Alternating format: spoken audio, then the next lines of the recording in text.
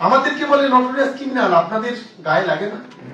আমরা সারা জীবন ভর জেল খাটলাম না, লোকাবে গেলাম না, পুলিশের হাতে গেলাম না, অসামাজিক কারবার কিরম কাজ কিরম আমরা জানি না?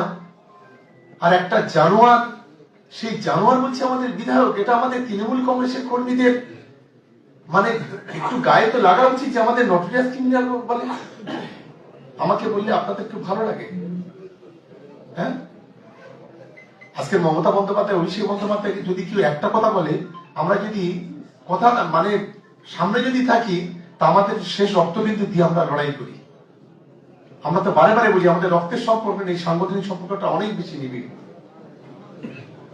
একজন ধর্ষক, একজন ধর্ষণকারী, একজন খুনি, একজন সমাজ বিরোধী হাত পেতে লোকের কাছে খায়, আবার সে যদি আমাদের বড় বড় কথা বলে।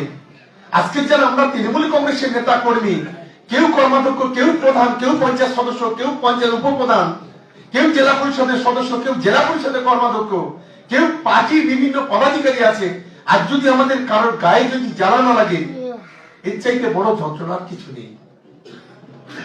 আমাদের প্রত্যেকের গায়ে যন্ত্রটা লাগা উচিত।